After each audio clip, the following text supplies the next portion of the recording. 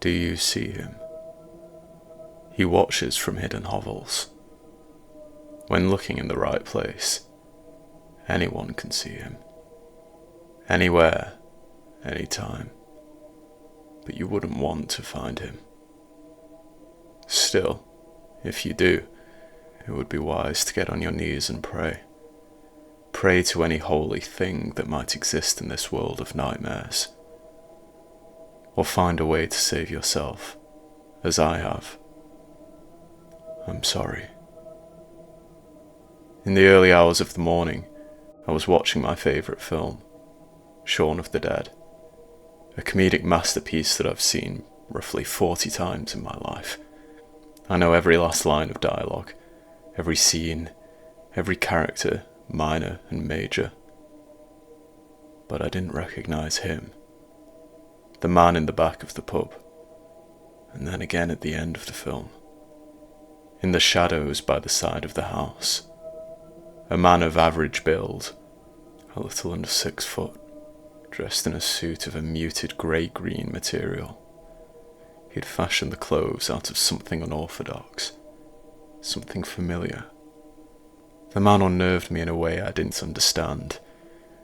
The only thing that set him apart from any ordinary man was his set of unusual eyes, oval-shaped but positioned vertically on his face, not horizontally.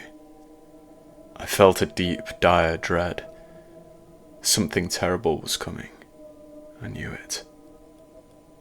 Redditors confirmed that there was no such man in Shaun of the Dead, not in any director's cut or bonus material. I would have dismissed it as an inexplicable fan edit, but it was my DVD. Yes, I know that's old school, but it's a disc I've used about 40 times. The man never used to be there. And then I received a strange piece of advice from one particular commenter. He spares you and chooses another victim if their suit matches your first. You'll know what that means. I thought about that oddly unsettling comment as I got ready for bed. The man's suit, why was it so familiar? It seemed to be fabricated from some unusual material, but that wasn't it. That wasn't why it unsettled me. Why did I recognise it? The curtains, the bedroom curtains, grey-green drapes.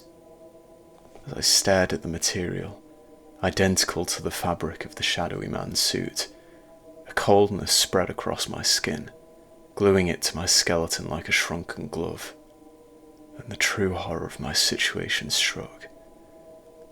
I saw something. For a fleeting moment, between the two curtains, I saw him. The man.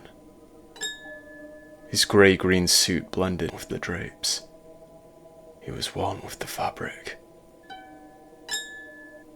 Too frozen to move, too petrified to think, I found myself staring into those lopsided eyes. Two narrow, lifeless slits, observing me from the darkness. I felt a terror beyond anything primal. After all, we're not meant to see such things. I fully believe that. I was never meant to find him in that film or between my curtains.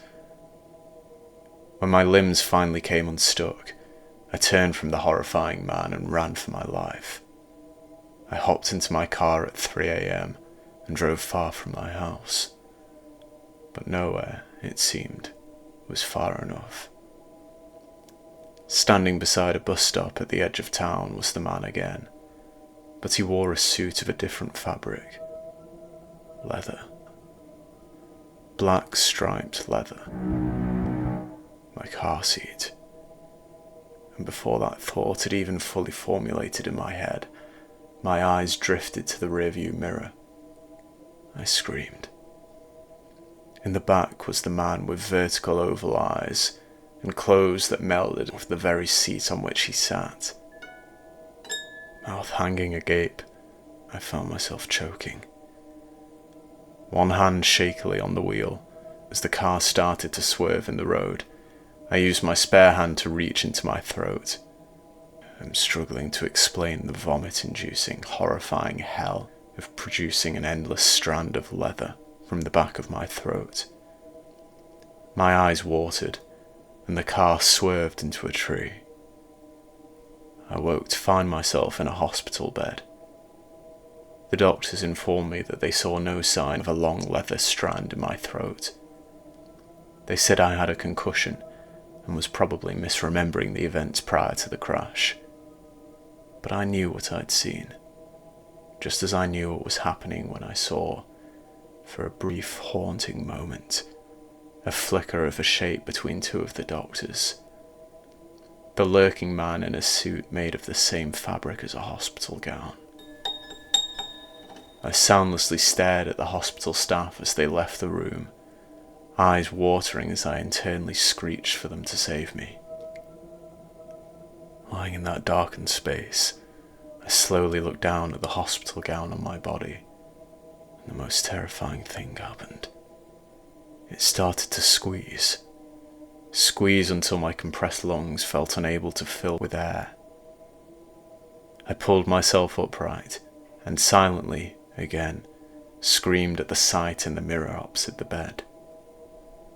My eyes were vertical oval slits. They weren't my eyes at all. I was gazing into the suited man's face. I started to claw at the hospital gown, tearing it from my body and toppling onto the floor in a naked, shivering heap. As I crawled away from the pieces of my tattered clothes on the floor, I saw something so ghastly that my heart is still racing an hour later.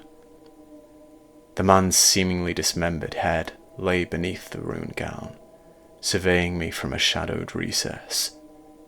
Below his topsy-turvy eyes, he did not smile, did not frown, did not express anything. His neutral lips, as rigid as his vertical eyes, were simply there. I do not know what the man wants from me, but I grabbed my phone and fled the room, barely cognizant of the fact that I was fully nude. I locked myself in a cupboard and began to record this terrible story. But why? Why would I tell you about this awful man? Well, I pray one of you owns fabric that matches his suit. I'm sorry. It's the only way to escape this curse. I must pass it to others. Do you see him? Do you see him?